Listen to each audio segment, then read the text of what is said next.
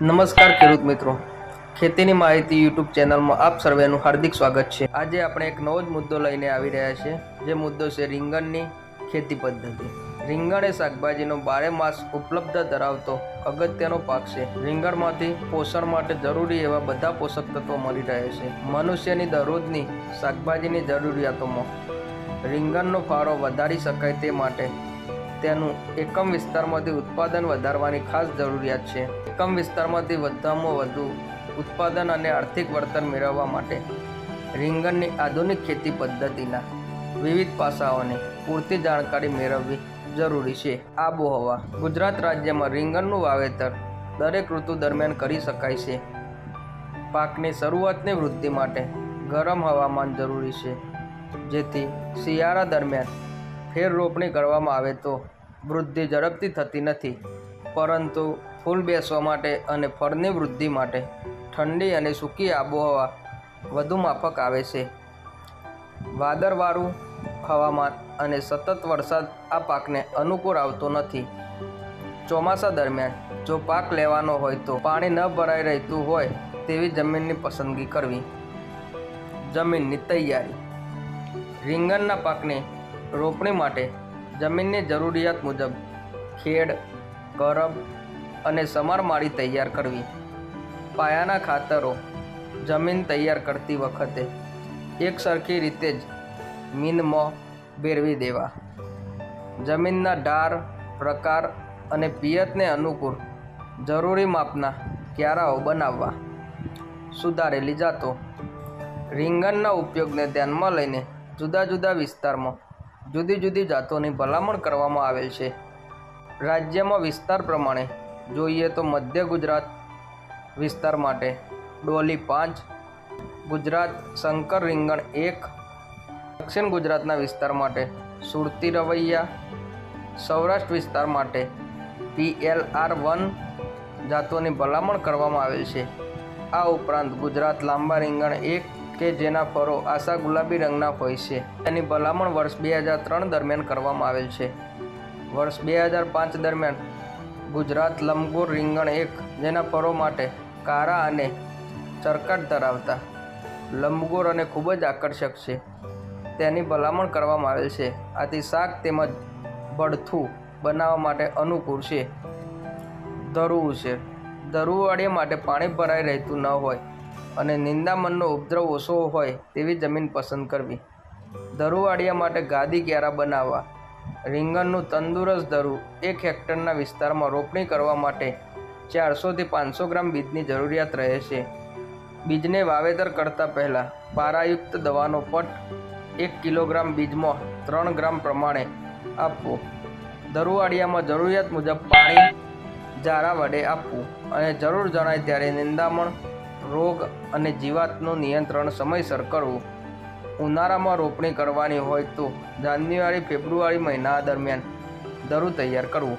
વાવણી અંતર અને ફેર રોપણી: ફેર રોપણી માટે તૈયાર કરેલ ખેતરમાં રીંગણની જાત, જમીનની ફળદ્રુપતા અને સિઝનમાં ધ્યાનમાં રાખીને 30 થી 35 દિવસના ધરુને 90 સેન્ટીમીટર બાય 60 સેન્ટીમીટર અથવા 90 સેન્ટીમીટર બાય 75 સેન્ટીમીટરના અંતરે જીસલી ખેંચીને દરેક થાળે એક છોડની રોપણી કરવી। ઉત્તર ગુજરાતમાં ચોમાસામાં લેવામાં આવતા ગોળ રીંગણના પાકમાં વધુ ઉત્પાદન માટે જાતો સુરતી રવૈયા અથવા મોરબી 4-2 માટે 90 સેન્ટીમીટર બાય 75 સેન્ટીમીટરના અંતરે રોપણી કરવાની ભલામણ છે। દક્ષિણ સૌરાષ્ટ્રમાં રીંગણની જાત PLR1 ની ફેર રોપણી 40 સેન્ટીમીટર બાય 40 સેન્ટીમીટરના અંતરે કરવાની ભલામણ છે। ધરું 30 થી 35 દિવસનું થાય ત્યારે ફેર રોપણી કરવી। સામાન્ય રીતે ચોમાસું પાકની ફેર રોપણી જુલાઈ માસમાં, શિયાળુ પાકની ઓક્ટોબર-નવેમ્બર અને ઉનાળુ પાકની ફેર રોપણી ફેબ્રુઆરી-માર્ચ માસમાં કરવામાં આવે છે। ખાતર: જમીન તૈયાર કરતી વખતે હેક્ટર દીઠ 15 થી 20 ટન સારું કોહવાયેલું છાણિયું ખાતર આપવું। પાયાના ખાતર તરીકે રોપણી પહેલાં જમીન તૈયારીના સમયે નાઇટ્રોજન, ફોસ્ફરસ અને પોટાશ ખાતરો દરેક 50 કિલોગ્રામ પ્રમાણે હેક્ટર વિસ્તારમાં આપવા। પૂરતી ખાતર તરીકે રીંગણના પાકમાં ફૂલ આવવાના શરૂ થાય તે સમયે 50 કિલોગ્રામ નાઇટ્રોજન હેક્ટર દીઠ આપવું। ગુજરાત શંકર રીંગણ એકમાં 200 કિલોગ્રામ નાઇટ્રોજન હેક્ટરે આપવાથી ઉત્પાદન વધારી શકાય છે. ઉત્તર ગુજરાતમાં રીંગણની જાતો સુરતી, રવૈયા અથવા મોરબી 4-2માં વધુ ઉત્પાદન મેળવવા માટે પાકને નાઇટ્રોજન અને ફોસ્ફરસ દરેક 50 કિલોગ્રામ પાયાના ખાતર તરીકે હેક્ટર દીઠ અને 25 કિલોગ્રામ નાઇટ્રોજન હેક્ટર દીઠ 2 વખત, એક ફેર રોપણીના 21 દિવસ પછી અને બીજો ફૂલ આવવાના સમયે આપવાની ભલામણ છે. દક્ષિણ અને સૌરાષ્ટ્રમાં રીંગણની જાત PLR1 ના વાવેતર માટે પાયાના ખાતર તરીકે ફોસ્ફરસ અને પોટાશ દરેક 37.5 કિલોગ્રામ પ્રતિ હેક્ટરે આપવાની ભલામણ છે. પિયત: રીંગણના પાકને ચોમાસા દરમિયાન હવામાન, વરસાદની પરિસ્થિતિ, જમીનની જાત અને પાકની વૃદ્ધિના સમયને ધ્યાનમાં રાખીને પિયત આપતા રહેવું. મધ્ય ગુજરાતમાં રીંગણમાં પિયત માટે ટપક સિંચાઈ પદ્ધતિનો ઉપયોગથી 24% પાણીનો બચાવ કરી શકાય છે. ટપક સિંચાઈ પદ્ધતિની ગેરહાજરીમાં સપાટી પરનું પિયત 100 સેન્ટીમીટરના ઊંડાઈએ આપવાની ભલામણ છે. મધ્ય ગુજરાતની કાળી જમીનમાં રીંગણના પાકને મલ્ચિંગ સાથે ટપક સિંચાઈ પદ્ધતિ અપનાવી ભલામણ છે, જેથી 40% પાણીના બચાવ સાથે હેક્ટર દીઠ 35% ઉત્પાદનમાં વધારો મેળવી શકાય છે. મધ્ય ગુજરાતની નર્મદા કમાન્ડ વિસ્તારની કાળી જમીનમાં વાવવામાં આવતા રીંગણના પાકને 12 પિયત આપવાની ભલામણ છે. પહેલું પિયત ફેર રોપણી વખતે, પછીના 3 પિયત 10 થી 12 દિવસના અંતરે, પછીના પાનું પિયત 15 થી 17 દિવસના અંતરે અને છેલ્લા 3 પિયત 20 દિવસના અંતરે આપવાની ભલામણ છે. દક્ષિણ ગુજરાતમાં ડિસેમ્બર-જાન્યુઆરીમાં લેવામાં આવતી સુરતી રવૈયાની મોસમને 7 પિયત આપવાની ભલામણ છે. સાથે સાથે કાળા પ્લાસ્ટિકના માઇક્રોન 50 માઇક્રોન 100% અવરિત વિસ્તાર મલગીવનની ભલામણ છે.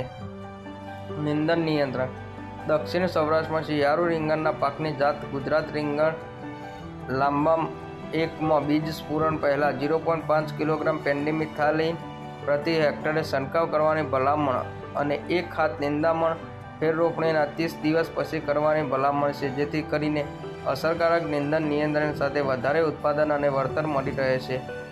પાક સંરક્ષણ: સામાન્ય રીતે રીંગણમાં મુખ્યત્વે ડૂખ અને ફળ કોરી ખાનાર ઈયળ, તરતડિયા, સફેદ માખી અને પાન કથરી જેવી જીવાતોનું નુકસાન જોવા મળે છે. જેના નિયંત્રણ માટે ભલામણ કરેલ સંકલિત કીટ નિયંત્રણની પદ્ધતિનો ઉપયોગ કરવાથી અસરકારક નિયંત્રણ મેળવી શકાય છે. આ ઉપરાંત રીંગણમાં ધરુનો કોહવારો તેમજ ગઠિયા પાનનો રોગ જોવા મળે છે. તેના નિયંત્રણ માટે રોગપ્રતિકારક જાતોનો ફેર રોપણીમાં ઉપયોગ કરવો જોઈએ. વીણી અને ગ્રેડિંગ: રીંગણની જાત પ્રમાણે ફળોના કદ અને રંગને ધ્યાનમાં રાખીને વીણી કરવી. વીણી કર્યા બાદ જંતુનાશક દવાનો છંટકાવ કરવો. અઠવાડિયામાં 2 થી 3 વખત ઉતરવા જોઈએ. બજારમાં લઈ જતા પહેલાં વીણી કરેલા ફળો સાફ કરવા, ગ્રેડિંગ કરવું, રોગ અને જીવાતથી નુકસાન પામેલા ફળો દૂર કરવા અને વ્યવસ્થિત પેકિંગ કરવાથી સારા બજાર ભાવ મળી રહે છે.